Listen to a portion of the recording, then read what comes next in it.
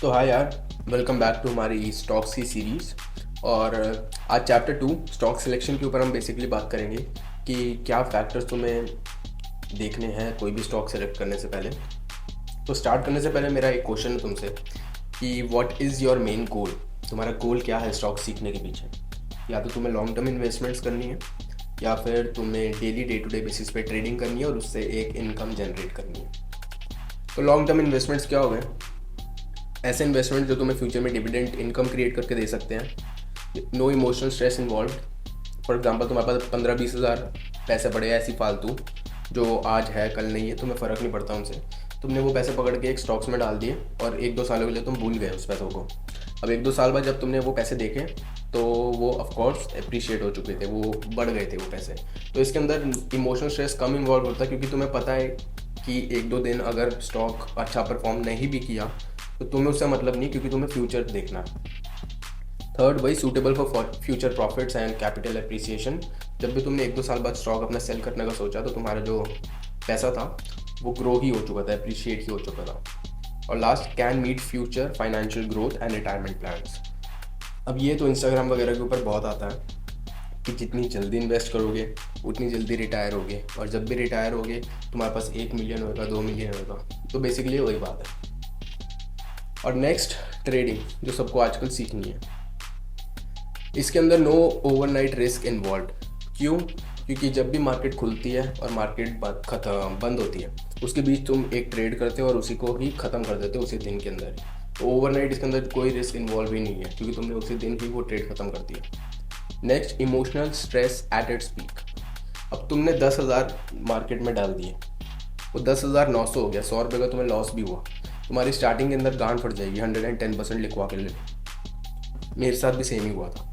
इसके अंदर जो इमोशनल स्ट्रेस होता है वो एट इट्स पीक होता है, क्योंकि अभी हमने रिस्क टॉलरेंस एबिलिटी नहीं बनाई है अपने अंदर। अब अपने पैसे को डूबता हुआ नहीं देखेंगे, कोई भी नहीं चाहेगा उसका पैसा डूबे। Third, can lead to high transaction fees. Long term investments के अंदर क्या होता है, तुमने एक बार ही स्टॉक खरीदा और 1-2 साल के लिए तुम फॉर एग्जाम्पल भूल गए, तो एक ही बारी जो फीस थी वो इन्वॉल्व हुई। अब डेली ट्रेडिंग के अंदर क्या होता है, फॉर एग्जांपल तुमने एक ट्रेड उठाया 10 से लेके 12 के बीच में, एक ट्रेड उठाया तुमने 2 बजे से लेके 3 बजे के बीच में, तो तुम्हारी 2 बारी फीस इन्वॉल्व हो गई, क्योंकि तुमने बार बार बाय एंड सेल किया। तो ऐसे ही डिपेंड करता है तुम कितने ट्रेड्स उठाते हो एक दिन के अंदर, तो ऐसे तुम्हारी एक transaction fees high transaction fees involve हो सकती है। और last, potential for quick profits and daily income. अब स्टार्टिंग के अंदर तो नहीं, बट हाँ 6 महीना, 1 साल, 2 साल तुमने लग के स्टॉक्स के ऊपर काम किया, सीखा, तो हाँ तुम एक quick profits and daily income create करने के एलिजिबल हो। मतलब एलिजिबल क्या, तुम खुद से क्रिएट कर सकते हो। बाकी नेक्स्ट, ट्रेडिंग भी 2 तरीके की होती है, इंट्राडे एंड स्विंग ट्रेडिंग। तो इंट्राडे ट्रेडिंग क्या होती है? Trading a stock with in a day. Market खुली, तुमने कोई भी एक ट्रेड उठाया और मार्केट बंद होने के पहले पहले तुमने वो ट्रेड ख़त्म कर दिया। तो ऐसे ट्रेड्स को कहते हैं इंट्राडे। और इनके जो टाइम फ्रेम्स होते हैं वो होते हैं 5 मिनट्स से लेके 15 मिनट्स। टाइम फ्रेम्स के ऊपर मैं एक अलग से वीडियो बनाऊंगा, बट अभी के लिए इतना समझ लो कि इंट्राडे ट्रेडिंग के अंदर तुम्हें 5 मिनट से लेके 15 मिनट्स के ऊपर ध्यान देना है। और swing trading, trading a stock for more than a day.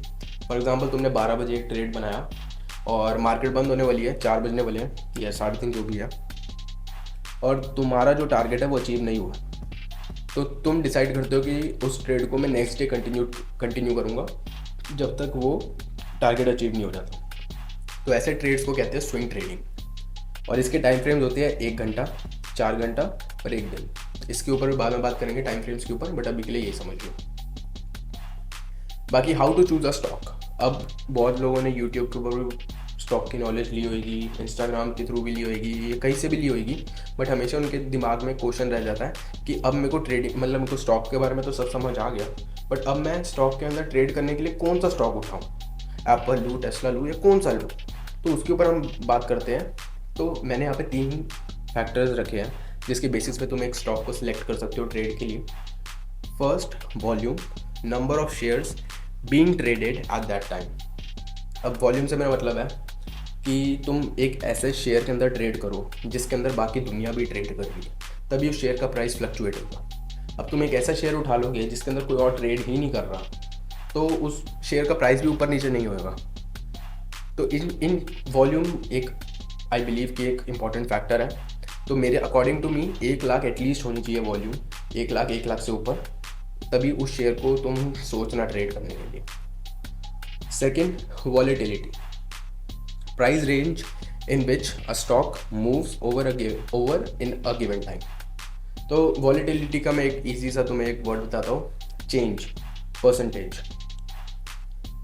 ऐसा स्टॉक जो पिछले 24 आवर्स के अंदर बहुत ज़्यादा ग्रो हुआ है percentage wise, for example 10% growth, मतलब 10% चेंज हुआ है वो, 15% चेंज हुआ है, 20% चेंज हुआ है, तो उन स्टॉक्स के ऊपर ध्यान दो जो ज़्यादा चेंज हो रहे हैं। क्योंकि अगर वो ज़्यादा फ्लक्चुएट हो रहे हैं मार्केट के अंदर, तो उन्हीं स्टॉक्स के थ्रू तुम पैसा बना सकते हो daily, day to day basis वाली ट्रेडिंग, इंट्रा डे ट्रेडिंग के अंदर।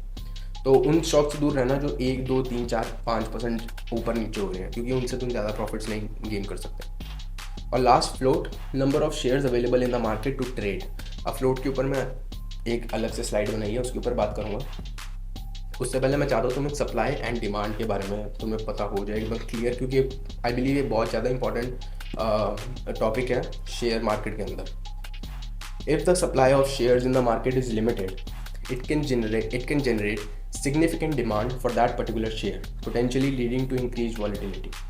अब इसका मेरा मतलब हो गया, एक ईजी एग्जांपल देता हूँ। नाइकी है, नाइकी ने एयर जॉर्डन रिलीज़ करे मार्केट में एक लिमिटेड क्वांटिटी के अंदर। अब जिन ने रिटेल प्राइस में उसको बाय कर लिया, मे बी $200 के लिए उसने रिटेल प्राइस पे बाय कर लिया, अब उनकी डिमांड अभी भी मार्केट के अंदर है। अब जिसको चाहिए वो उस शूज़ के लिए कुछ भी अमाउंट पे करने को रेडी है, तो तभी वो वाले शूज़ रीसेल मार्केट के अंदर देखा होगा $500, $600, $1000, $2000 तक भी बिकते हैं। तो इसलिए उन स्टॉक्स के ऊपर ध्यान देना है जो जिनकी जो सप्लाई है वो कम हो और डिमांड ज़्यादा हो। दूसरा, if the supply of the particular share in the market surpasses the demand, the stock tends to become less volatile. अब इसका एग्जांपल हो गया कि नाइकी ने फॉर एग्जांपल इतने ज़्यादा एयर जॉर्डन्स रिलीज़ कर दिए कि हर कोई बंदा रिटेल प्राइस पर उसको खरीद सकता है। जब किसी ने मुंह उठाया और उसने जाके एयर जॉर्डन्स खरीद लिए। अगर ऐसे स्टॉक्स के ऊपर तुम ट्रेड करोगे तो बहुत कम चांसेस है कि उसका प्राइस जल्दी ग्रो हो या वो बहुत ज़्यादा फ्लक्चुएट करे। वो नीचे माइनस में ज़रूर जा सकता है, बट प्रॉफिट मतलब ऊपर जाने के उसके चांसेस बहुत ज़्यादा कम रहते हैं। तो वही नेक्स्ट, फ्लोट 2 तरीके के होते हैं, low float and high float. Low floats typically 20 million shares are or less available in the market to trade. These types of shares can make 50% plus moves in a day. तो ऐसे shares के ऊपर हमें ध्यान देना है जो 20 million shares या उससे नीचे ही अवेलेबल हो मार्केट के अंदर ट्रेड करने के लिए, क्योंकि जब सप्लाई कम होएगी, डिमांड ज़्यादा होएगी, तभी प्राइस बढ़ेगा। और ऐसे जो शेयर्स होते हैं लिमिटेड क्वांटिटी की वजह से इनके जो प्राइस ऊपर फ्लक्चुएट होने की जो प्रोबेबिलिटी होती है वो मोर देन 50, मतलब वो 50% से ज़्यादा भी मूव कर सकते हैं एक दिन के अंदर, आई मीन टू से। और वही ऑन द अदर हैंड कि high float, typically 100 million shares और more available in the market to trade. These types of shares are not capable of making big moves in the market. अब ये बहुत common shares हैं, Apple हो गया, Tesla हो गया, इतने ज़्यादा शेयर्स अवेलेबल है मार्केट के अंदर। तभी आपने देखा होगा, कभी स्टॉक मार्केट देखी हो तो ये एप्पल और टेस्ला की शेयर्स आज 150 है, तो ये नहीं कि कल मुंह उठा के सीधा 200 हो गए, नहीं, वो बहुत कम चांसेस है उन स्टॉक्स के लिए। वो 150 से 151, 152 ऐसे ही होते रहते हैं। तो ये वाले जो स्टॉक्स होते हैं ये फ्यूचर लॉन्ग टर्म इन्वेस्टमेंट्स के लिए अच्छे रहते हैं। बाकी अभी अगर तुम्हें इंट्राडे ट्रेडिंग करनी है, डेली बेसिस पे इनकम जनरेट करनी है, तो उसके लिए लो फ्लोट स्टॉक्स के ऊपर ध्यान देना। तो कौन से टूल्स एंड रिसोर्सेज अवेलेबल है मार्केट के अंदर जो तुम्हारी हेल्प कर सकते हैं एक स्टॉक को चूज़ करने के लिए? फर्स्ट, फिनबिस। मुझे नहीं पता वैसे इंडिया में अवेलेबल है या नहीं, बट हाँ मैं कनाडा के अंदर यही यूज़ करता हूँ। बाकी दूसरा है ट्रेडिंग व्यू। ट्रेडिंग व्यू के ऊपर मैं एक अलग से वीडियो बनाऊँगा पूरी, जिसके अंदर मैं उसके सारे टूल्स वगैरह बताऊँगा, सेटअप दिखाऊँगा कैसे सेटअप करना है। तो अभी के लिए फिनबिस में दिखाता हूँ तुम्हें। सिर्फ गूगल के ऊपर जाके finviz.com लिखना और ऐसी करके वेबसाइट खुल जाएगी। अब ये बाकी जितना भी है उसके ऊपर ध्यान देने की ज़रूरत नहीं है। सिर्फ यहाँ पे स्क्रीनर लिखा है, स्क्रीनर में जाना और ये तुम्हारे पास फिल्टर्स आ गए और ये नीचे स्टॉक्स है। अब जैसे मैंने बोला था फ्लोट, तो फ्लोट 20 मिलियन स्टॉक्स से कम ही हो, मतलब अब अवेलेबल मार्केट में ट्रेड करने के लिए अंडर 20 मिलियन, दूसरा वॉल्यूम, वॉल्यूम मैंने 1 लाख बोला था, 1 लाख से ज़्यादा ही हो तो ये कर दिया फॉर एग्जांपल मैंने। अब नीचे मेरे पास एक लिस्ट आ गई। अब कंट्री तुम देख लेना अपने आप डिसाइड करनी है नहीं करनी। तो फॉर एग्जांपल मेरे पास नीचे लिस्ट आ गई स्टॉक्स की। अब उसके अंदर मैं देख रहा हूँ यहाँ पे चेंज है, वॉलेटिलिटी चेंज परसेंटेज जो भी था। तो ये अब यहाँ पे मेरे को दिखा रहा है कि कौन कौन से स्टॉक्स कितने परसेंटेज चेंज हुए हैं। अब मैं देखता हूँ यहाँ पे 18% एक स्टॉक चेंज हुआ है जिसकी वॉल्यूम भी ठीक है, 1 लाख से ऊपर है। तो ये स्टॉक फॉर एग्जांपल मैंने उठाया। अब मैं अपने ब्रोकर पे या जो भी है ट्रेडिंग भी यूज़ कर रहे हो, कुछ भी कर रहे हो, उसके ऊपर मैं ये स्टॉक जाके सर्च करता हूँ और मैं इसका जो भी चार्ट्स वगैरह है उसको मैं पढ़ता हूँ और मैं डिसाइड करता हूँ कि हाँ ये स्टॉक मेरे को ऐसा लगता है कि ट्रेड करने के लिए ठीक है। तो फिर आप ऐसे करके एक स्टॉक डिसाइड कर सकते हो कि आपको कौन से स्टॉक में उस दिन ट्रेड करना है। तो इस वीडियो के लिए इतना ही।